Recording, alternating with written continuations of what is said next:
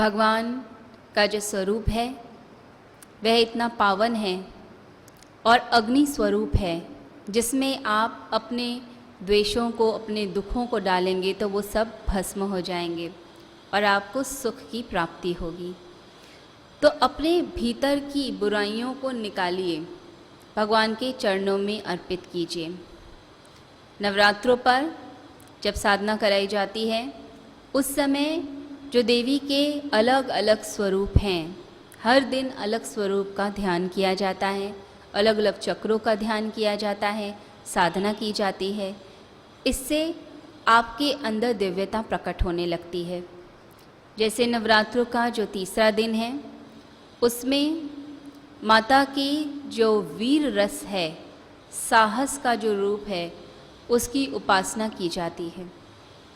साहस एक ऐसा गुण है जो मनुष्य के अंदर यदि आ जाए तो वह पूरी पृथ्वी पर राज्य कर सकता है। कायर के लिए, डरपोक व्यक्ति के लिए इस दुनिया में कहीं भी जगह नहीं है। जो डरता है उसको सारी दुनिया डराती है। आप डरने लग जाएं, आप घर पे भी जी नहीं सकेंगे। घर पे भी लगेगा पैर ना फिसल जाए, कोई अनहोनी ना हो जाए, करंट ना लग जाए, पता नहीं कितनी आपके मन में शक होगी, आशंकाएं आने लग जाएंगी। तो जो डरता है वो तो अपने सुरक्षित घर में भी डरेगा। और जिसके अंदर साहस होता है, यदि उसके पास रहने की जगह भी ना हो, कोई साथ भी ना दे, तो भी अकेले सभी संकटों का सामना करके जी के दिखाता है। इतना उसके अंदर एक जीवंतता होती है।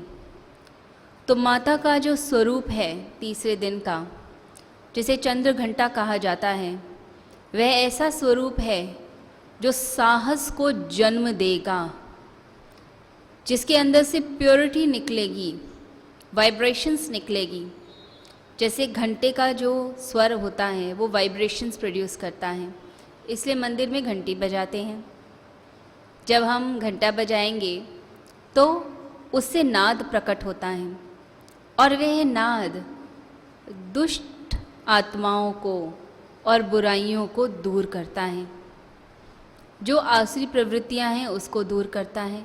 हमारे अंदर भी जो आसुरी तत्व हैं वह दूर होने शुरू हो जाते हैं। तो यह जो चंद्र घंटा माँ का स्वरूप है, इसमें चंद्र के आकार में घंटा होता है माता के मस्तक पर, जो वाइब्रेशंस को प्रोड्यूस करता है, जो आपकी बुराइयों को दूर करता है। तो आपके अंदर धैर्यता आती है, आपके अंदर साहस प्रकट होता है और स्वरूप ही अलग हो जाता है। तो माँ का यह वीर रस, आज के दिन आप उस वीर रस को अपने अंदर लेकर आइए। यह वीर रस आपके मणिपुर चक्र के साथ संबंधित है। मणिपुर चक्र जो आपके नाभि केंद्र में है, यह चक्र वीरता देता है, शौर्य देता है, साहस देता है, जीने की इच्छा प्रकट करता है और आपकी निराशा को दूर करता है।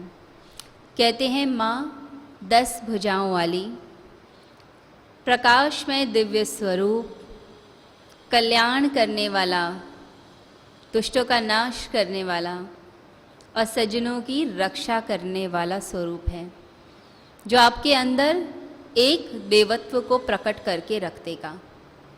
तो माता के इस स्वरूप का आज के दिन साधक को ध्यान करना चाहिए।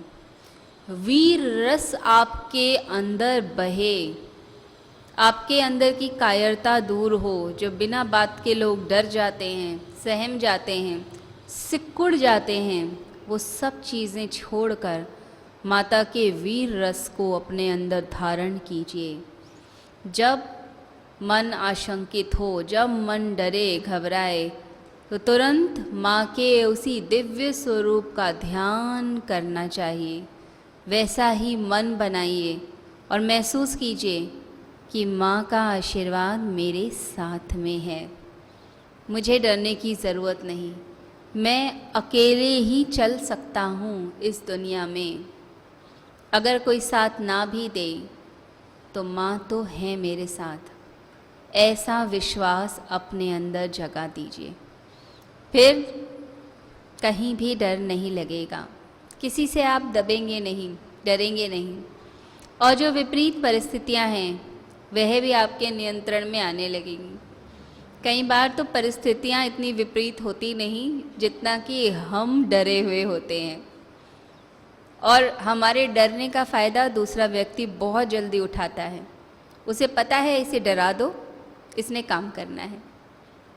तो इसलिए आज के दिन वीर रस को भीतर लीजिए। बिना बात के न घबराना है न डरना है, साहस को जगाइए।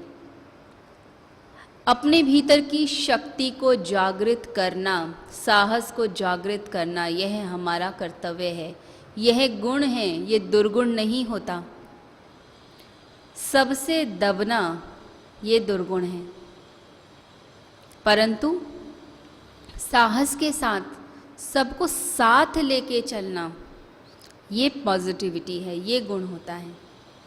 ना हमें दबना है ना दबाना है, परंतु सबको प्रेम से साथ लेकर चलना, साहस के साथ। और जहाँ कोई चीज़ गलत हो रही हो उसका तुरंत विरोध करें, और अपनी जो सही बात है उसे ढंग से प्रस्तुत करें।